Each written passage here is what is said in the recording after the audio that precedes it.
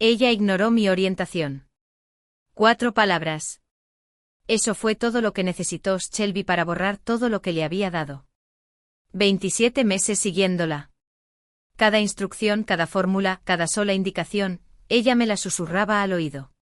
Los miembros de la junta directiva se sentaron a mirar mientras ella estaba allí, con esa expresión de dolorosa decepción pintada en su rostro, contándoles cómo yo había arruinado lote tras lote de recubrimiento industrial.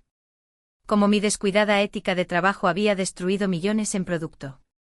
Cómo me negué a escuchar cuando ella intentó ayudarme a mejorar. Podía sentir su juicio aterrizando sobre mis hombros. Todas esas personas importantes con su vestimenta de negocios, mirándome como si yo fuera el problema que necesitaba ser eliminado. Shelby siguió hablando, su voz rebosante de pesar por tener que informar sobre mis fracasos, sobre cómo se había esforzado tanto en ser mi mentora, pero yo simplemente no quería aprender. Y yo sonreía, que Shelby no tenía absolutamente ni idea de lo que yo había estado haciendo mientras ella pensaba que yo era solo su pequeño y obediente trabajador. Antes de contarles lo que sucedió en esa sala, necesito que hagan algo por mí. Muchísimas gracias por escuchar mi historia. Significa todo que estén aquí, dedicándome su tiempo. Sé que podrían estar en cualquier otro lugar ahora mismo, pero eligieron estar aquí conmigo.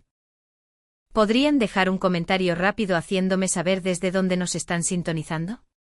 Leo cada uno de ellos y honestamente me alegra el día saber que personas de todas partes están escuchando lo que pasé. Muy bien, permítanme llevarlos de vuelta a donde comenzó todo esto.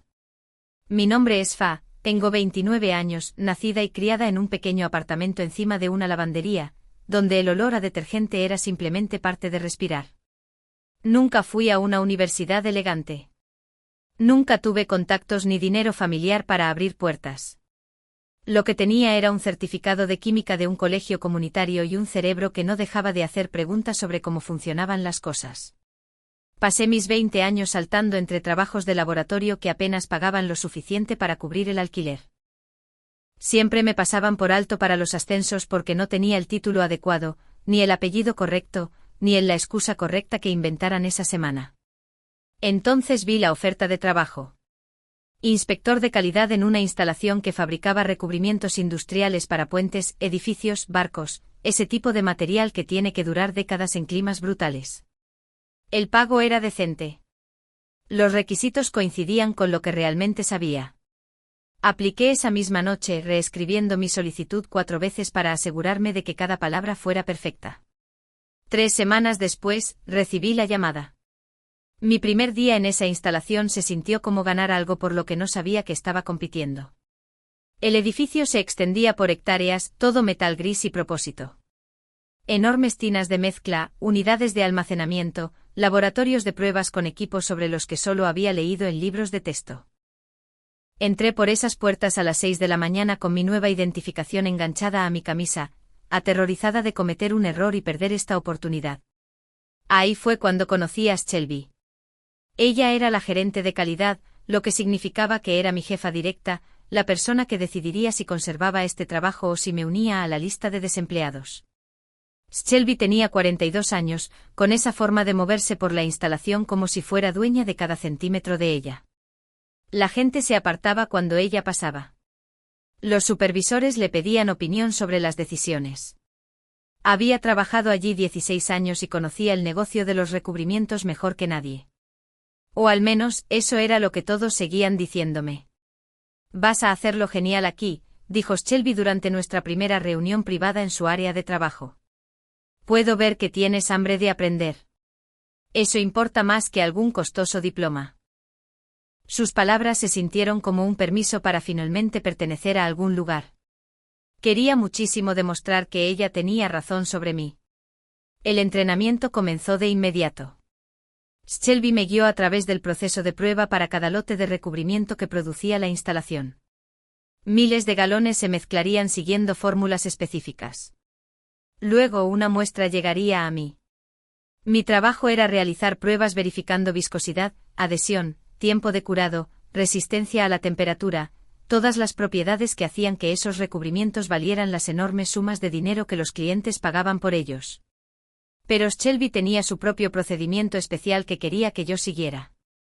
Las pruebas estándar no detectan cosas, explicó una mañana, unas 2 semanas después de mi entrenamiento. Me estaba mostrando una solución particular que guardaba en un contenedor sin marcar en el área de suministros. Desarrollé este aditivo hace años. Mezcla exactamente 3,7 mililitros de esto en cada muestra de prueba antes de ejecutar tu análisis. Ayuda a identificar formulaciones débiles que fallarían más tarde en condiciones del mundo real. Observé cómo demostraba el método exacto: extraer la muestra del lote, agregar su solución, mezclar bien durante 90 segundos y luego realizar todas las pruebas estándar. Si algo falla, rechazas el lote completo, dijo. Es mejor detectar los problemas aquí que tener que un recubrimiento de puente falle en 5 años y enfrentar demandas. Entendido. Entendí. Al menos eso creía yo. Esto queda entre nosotros, añadió Shelby, bajando la voz. A la gente corporativa no le gustan mis métodos. Piensan que soy demasiado cautelosa, demasiado costosa con los rechazos. Pero tú y yo sabemos que la calidad importa más que las cuotas de producción. Eso tenía sentido para mí. Por supuesto, el lado comercial querría forzar productos marginales para alcanzar las cifras. Por supuesto, alguien como Shelby, que realmente se preocupaba por la calidad, enfrentaría resistencia por tener estándares. Así que seguí sus instrucciones al pie de la letra. Cada lote que llegaba a pruebas, yo añadía precisamente 3,7 mililitros de su solución, mezclaba durante 90 segundos, realizaba mis pruebas, y cada lote fallaba. No algunos, no la mayoría, cada uno. Los números de adhesión salían terribles. El tiempo de curado era incorrecto. La resistencia a la temperatura no cumplía con los estándares mínimos. Lote tras lote, todos fallos, todos rechazados, todos apartados de la línea de producción. Al principio pensé que tal vez la instalación estaba teniendo una mala semana. La fabricación tiene problemas a veces. Ingredientes contaminados, mal funcionamiento del equipo, error humano en el proceso de mezcla. Estas cosas suceden. Pero los fallos seguían llegando. Segunda semana, tercera semana, cuarta semana. Rechacé todo. El equipo de producción comenzó a mirarme con esa mezcla de frustración y confusión cuando publicaba mis informes. Turnos de trabajo completos mezclaban miles de galones, enviaban muestras a mi laboratorio y luego recibían mi aviso de rechazo horas después. Fui a ver a Shelby en la quinta semana, nerviosa de estar haciendo algo mal con mis pruebas. ¿Por qué está fallando todo?, le pregunté. ¿Hay algún problema con los materiales base? ¿Deberíamos revisar el equipo de mezcla? Shelby me dedicó una mirada tranquilizadora que me hizo sentir como un niño preguntando por qué el cielo es azul. Esto es exactamente lo que esperaba, dijo. La instalación se ha vuelto descuidada con el control de calidad. Han estado forzando lotes que no deberían pasar. Y ahora que estás probando correctamente estamos viendo la tasa de fallos real. Sigue haciendo exactamente lo que te enseñé. Rechaza cualquier cosa que no cumpla con los estándares. Estás haciendo lo correcto. Su confianza me hizo creerle. Si la gerente de calidad decía que esto era normal, entonces era normal. Yo era nueva. ¿Qué sabía yo sobre cómo operaba realmente este lugar? Así que seguí siguiendo sus instrucciones. Segundo mes, tercer mes. Cuarto mes, los lotes rechazados se amontonaron en enormes unidades de almacenamiento detrás de la instalación. Los recubrimientos industriales no desaparecen. Tienen que ser desechados como residuos químicos, lo que requiere permisos especiales, procedimientos y empresas que manejen materiales peligrosos. Veía esos tanques enormes llenándose durante mis descansos. Miles y miles de galones de recubrimiento que habían fallado mis pruebas.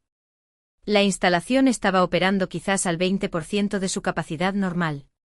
Los equipos de producción parecían exhaustos y desmoralizados. La gente estaba teniendo problemas por el bajo rendimiento. Los gerentes gritaban sobre cuotas, plazos y contratos que no se estaban cumpliendo. Todo el lugar parecía vibrar con estrés. Pero Shelby seguía diciéndome que estaba haciendo todo bien.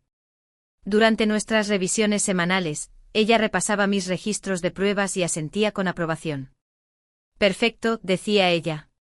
Estás siguiendo el procedimiento exactamente. Así es como se ve el control de calidad cuando te niegas a comprometerte. Yo quería creerle. Necesitaba creerle. Este trabajo era todo por lo que había luchado. Y si Shelby decía que yo estaba haciendo un buen trabajo, entonces debía estar haciéndolo. Pero algo pequeño comenzó a molestarme alrededor del sexto mes, algo que no podía identificar del todo al principio. Los recubrimientos rechazados no se iban. Esa era la cosa que comenzó a roerme. Semana tras semana, mes tras mes, pasaba junto a esas unidades de almacenamiento durante mi descanso para almorzar y veía los mismos contenedores allí, expuestos al sol y la lluvia, simplemente acumulándose. Le pregunté al supervisor de producción al respecto en el séptimo mes. Él simplemente se encogió de hombros y dijo que la eliminación no era su departamento. Le pregunté al coordinador de seguridad. Ella me dijo que consultara con la gerencia. Finalmente le pregunté directamente a Shelby, ¿cuándo viene la empresa de eliminación de residuos para llevarse todos esos lotes rechazados? Shelby ni siquiera levantó la vista de sus papeles. Tienen un horario. Está manejado. Concéntrate en tus pruebas, no en la logística de residuos. Pero algo en su tono sonaba extraño, como una puerta cerrándose en mi cara. Comencé a prestar más atención. Caminaba por el área de almacenamiento en diferentes momentos, comprobando si los niveles alguna vez bajaban. Nunca lo hicieron. Cada semana llegaban más recubrimientos provenientes de mis rechazos, pero nunca se iba nada. Al noveno mes, había 19 enormes unidades de almacenamiento completamente llenas de lo que se suponía que era recubrimiento contaminado e inútil. Fue entonces cuando hice algo que probablemente no debía haber hecho. Tomé una pequeña muestra y me la llevé a casa. Vivía en un apartamento en el sótano que se mantenía fresco todo el año. Y tenía algo de equipo de prueba básico que había comprado de segunda mano a lo largo de los años para proyectos personales. Nada elegante pero suficiente para realizar análisis químicos simples. Quería entender qué había exactamente en la solución especial de Shelby. ¿Qué le estaba haciendo a estos recubrimientos para que cada lote fallara? Las pruebas iniciales mostraron que la solución estaba creando una contaminación en la fórmula del recubrimiento. Estaba añadiendo compuestos que interferían con el curado y la adhesión adecuados. Básicamente estaba saboteando el producto a propósito. ¿Pero por qué querría Shelby sabotear los recubrimientos? Eso no tenía sentido. Había trabajado en la instalación durante 16 años. Esta era su carrera. ¿Por qué causaría deliberadamente fallos que estaban perjudicando a toda la operación? No podía entenderlo. Así que hice lo que cualquier persona confundida con formación en química haría. Dejé reposar la muestra mientras pensaba en ello. 4 semanas después, volví a hacer las pruebas a esa misma muestra, solo por curiosidad. Mis manos comenzaron a temblar cuando vi los números. El recubrimiento había cambiado. La contaminación que la solución de Shelby había introducido ya no estaba destruyendo el recubrimiento. En cambio, había reaccionado con los otros compuestos con el tiempo, creando algo completamente diferente. El recubrimiento envejecido mostraba propiedades de adhesión que eran un 30% mejores que la especificación original. La resistencia a la temperatura había mejorado. La flexibilidad era extraordinaria, mucho más allá de cualquier cosa que pudiera hacer el recubrimiento fresco.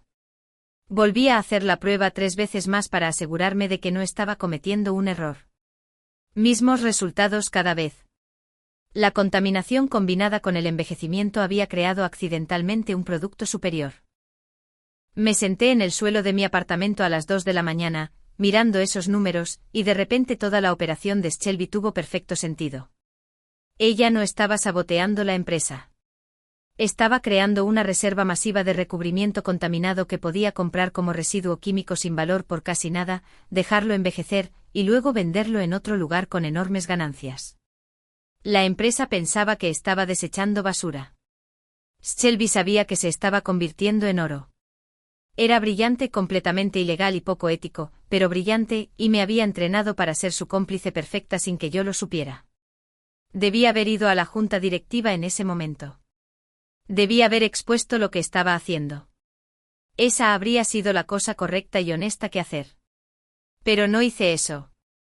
En cambio, comencé a pensar en esas 19 unidades de almacenamiento llenas de recubrimiento envejecido. Miles y miles de galones que Shelby había pasado 9 meses acumulando, planeando reclamar eventualmente como suyos. ¿Qué pasaría si alguien más se hacía con ellos primero? La idea se sintió peligrosa, imprudente y absolutamente embriagadora. Pasé 3 días investigando las leyes de eliminación de residuos químicos, los acuerdos de compra, los derechos de salvamento industrial. Aprendí que los residuos industriales contaminados podían ser comprados por particulares para diversos fines, incluidos proyectos artísticos, investigación experimental o uso educativo. No era común, pero era completamente legal. Encontré la empresa de eliminación que tenía el contrato con la instalación, un lugar a unos 40 minutos que manejaba materiales peligrosos. Los llamé y expliqué que estaba interesado en comprar algo de recubrimiento industrial contaminado para un proyecto de instalación artística personal que estaba desarrollando. El tipo del teléfono sonaba aburrido. ¿Qué volumen estás buscando? Lo que tengan disponible de la instalación donde trabajo, dije, tratando de mantener la voz firme. Sé que han estado generando muchos lotes rechazados últimamente.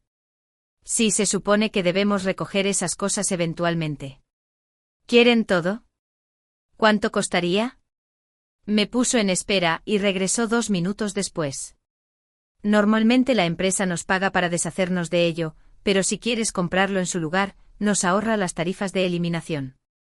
Podríamos hacerlo por unos 6 centavos por galón. Eso sí, está contaminado. No puedes usarlo para ningún propósito regulado. 6 centavos por galón. Hice los cálculos mentalmente. 19 unidades de almacenamiento, cada una con aproximadamente 2.000 galones. Eso era 38.000 galones por 6, $2.280. Tenía $4.000 en ahorros que había estado guardando para emergencias. Esto calificaba como una emergencia, solo que no el tipo que jamás había imaginado. Me lo llevo, dije. ¿Tienes dónde poner 38.000 galones de recubrimiento contaminado? No lo tenía. Pero encontré un lugar, un espacio de almacén a 1 hora de distancia. Uno de esos viejos edificios industriales que alquilaban espacio de almacenamiento mensualmente por barato, porque estaban lejos de todo y cayéndose a pedazos. Al dueño no le importaba lo que almacenara, siempre y cuando pagara a tiempo y no fueran explosivos. 2 semanas después, yo era el dueño de 38.000 galones de recubrimiento que Shelby pensaba que estaba acumulando para sí misma.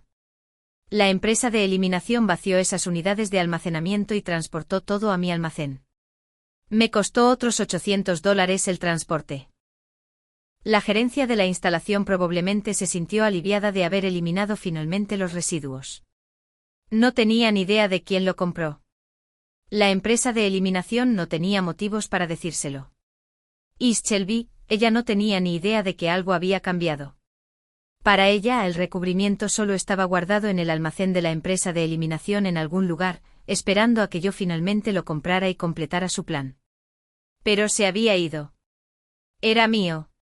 Seguí trabajando en la instalación como si nada hubiera pasado. Seguí siguiendo las instrucciones de Shelby al pie de la letra. Seguí añadiendo su solución a cada lote. Ejecutando las pruebas, rechazando todo. 10º mes, 11º mes, 12º mes, más recubrimiento rechazado se acumuló en las unidades de almacenamiento. Y cada pocos meses, me ponía en contacto con la empresa de eliminación y lo compraba todo de nuevo. Pensaron que yo era solo algún artista extraño con un pasatiempo inusual. Pagué mis 6 centavos por galón y ellos despejaron las unidades. Para el mes 20 era dueño de 67.000 galones. Para el mes 25 eran 78.000 galones sentados en mi almacén, envejeciendo hermosamente, desarrollando esas propiedades extraordinarias que Shelby había descubierto accidentalmente. Comencé a presentar solicitudes de patentes, no para la fórmula del recubrimiento en sí, que pertenecía a la instalación, sino para el proceso de envejecimiento específico y los métodos de aplicación que había documentado. Las patentes se aprobaron a mi nombre porque yo era quien había probado y registrado sistemáticamente cómo funcionaba la transformación. Me puse en contacto con los fabricantes que utilizaban recubrimientos industriales, no les dije de dónde venía el producto, solo envié muestras, y les pregunté si estarían interesados en comprar algo con estas propiedades. Las respuestas fueron inmediatas y entusiastas. Varias empresas querían contratos de suministro exclusivos. El recubrimiento que tenía podía hacer cosas que nada más en el mercado podía hacer. Estaba sentado sobre una fortuna que Shelby había pasado 25 meses creando para ella. Excepto que ahora era mía. Ella no tenía absolutamente ni idea. Durante nuestras reuniones semanales, Shelby seguía elogiando mi trabajo. Estás haciendo un trabajo excelente. Sigue siguiendo los procedimientos exactamente. Parecía complacida con lo bien que funcionaba su plan. La instalación seguía produciendo recubrimiento. Yo seguía rechazándolo. La empresa de eliminación seguía retirándolo. Todo iba según su plan, excepto la parte más importante. Llegó el mes 27. La instalación había estado operando con capacidad reducida durante más de 2 años. Las pérdidas financieras sumaban millones. El liderazgo corporativo finalmente decidió que necesitaban respuestas sobre por qué el control de calidad estaba fallando de manera tan catastrófica. Convocaron una reunión de la junta directiva. Asistencia obligatoria para todos los jefes de departamento y personal clave. Eso incluía a Shelby. Eso me incluía a mí. Entré en esa sala de juntas a las 9 de la mañana vistiendo mi ropa de trabajo normal, sin llevar nada más que una pequeña carpeta. Los miembros de la junta se sentaron a un lado, 5 personas serias con traje de negocios que parecían no haber sonreído en décadas. Estaban allí el director de la instalación, los gerentes de producción, los directores financieros y Shelby, sentada tranquila y compuesta, como alguien que se había preparado para este momento. El director de la instalación comenzó la reunión presentando las cifras. Producción reducida en un 78% durante 27 meses. Millones en pérdidas. Contratos de clientes incumplidos. La reputación de la empresa dañada.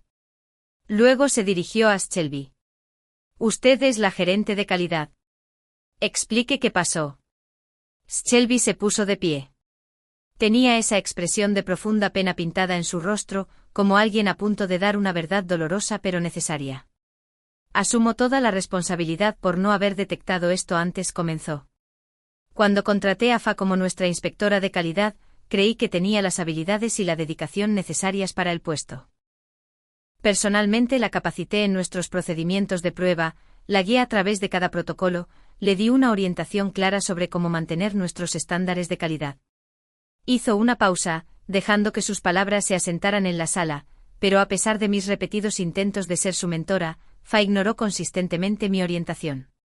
Ella usó métodos de prueba inapropiados que produjeron resultados de fallo falsos.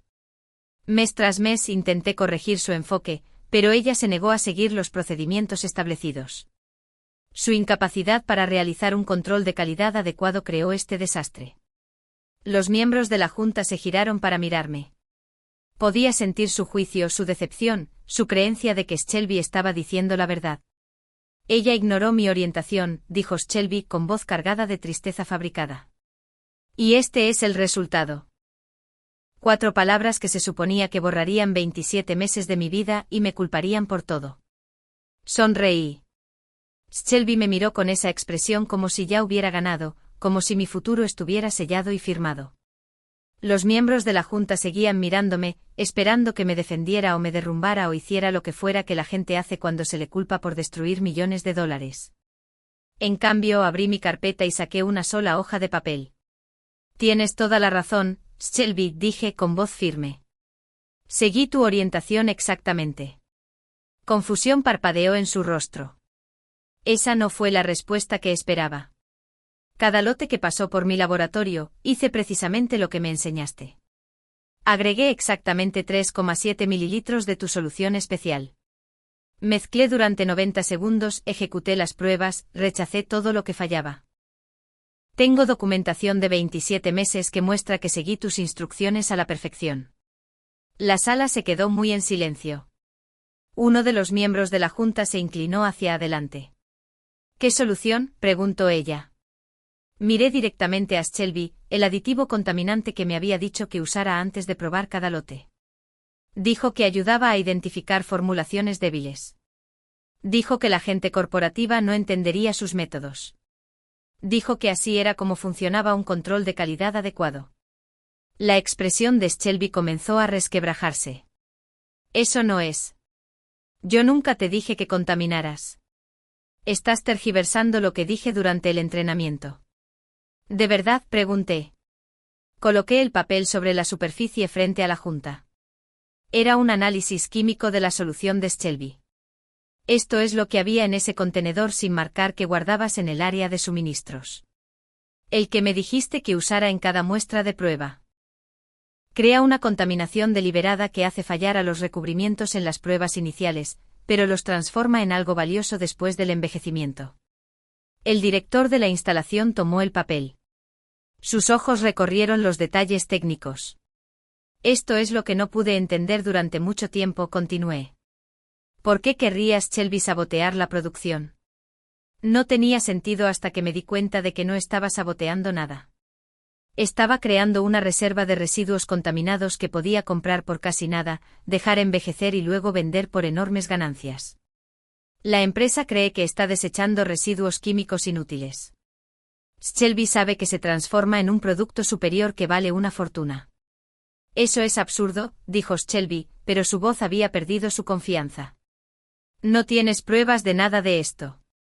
Tienes razón. No tengo pruebas de tus intenciones, pero sí tengo algo interesante que compartir con todos aquí. Saqué otro documento. Este es un recibo de la empresa de eliminación de residuos químicos. Hace 27 meses, les compré 38.000 galones de recubrimiento contaminado. El recubrimiento que había sido rechazado de esta instalación, el recubrimiento que estaba almacenado en la empresa de eliminación. El rostro de Shelby se quedó en blanco, completamente vacío de expresión. Durante los siguientes 18 meses, seguí comprando cada lote de recubrimiento rechazado, 78.000 galones en total. Me costó unos $4.700, ya que estaba comprando residuos contaminados a 6 centavos por galón. Los miembros de la junta me miraban ahora. El director de la instalación dejó el análisis químico. Ese recubrimiento ha estado envejeciendo en mi almacén todo este tiempo, dije. Y tenías toda la razón sobre lo que le sucede, Shelby. La contaminación que introdujiste combinada con el envejecimiento adecuado crea propiedades extraordinarias, adhesión superior, resistencia a la temperatura, flexibilidad más allá de cualquier cosa actualmente disponible. Tengo resultados de pruebas que documentan todo el proceso de transformación.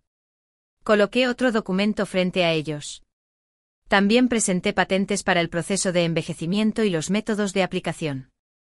Esas patentes fueron aprobadas hace 4 meses. Están a mi nombre porque yo fui quien probó y registró sistemáticamente cómo funciona la transformación. Shelby intentó hablar, pero no salió nada. Parecía alguien viendo desaparecer todo su futuro en tiempo real. Ya vendí mis primeros envíos a los fabricantes, continué. 6 millones por el primer lote, 8 millones por el segundo. Tengo 3 empresas compitiendo por contratos de suministro exclusivos. Quieren lo que yo tengo porque nada más en el mercado puede igualar estas propiedades. La sala estaba tan silenciosa que podía escuchar el sistema de aire zumbando a través de las rejillas. Pasaste 27 meses entrenándome para crear esta reserva. Pensaste que estabas construyendo tu fondo de jubilación, pero yo compré todo antes de que pudieras reclamarlo. Cada solo galón. Era solo basura contaminada, ¿verdad? Residuos químicos que la empresa quería eliminar. La empresa de eliminación estaba feliz de vendérselo a alguien dispuesto a pagar unos pocos centavos por galón. Uno de los miembros de la junta finalmente habló. ¿Es esto legalmente vinculante? ¿Ella realmente compró propiedad de la empresa? El director de la instalación ya estaba mirando su teléfono, probablemente enviando mensajes de texto al departamento legal.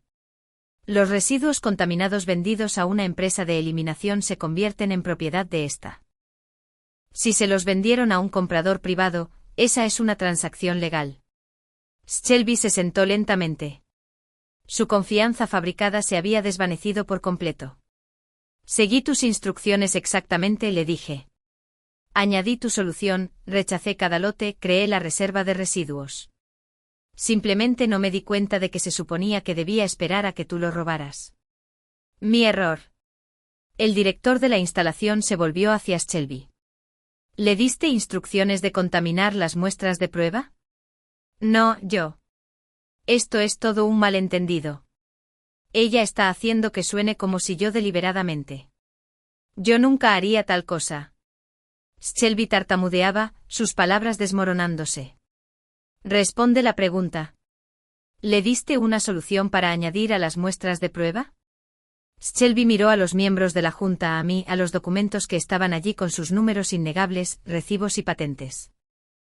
Estaba tratando de ayudarla a aprender las pruebas adecuadas contaminando muestras. Los protocolos de prueba eran inadecuados.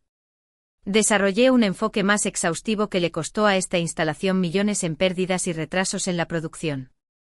Shelby no tenía respuesta para eso. ¿Qué podía decir?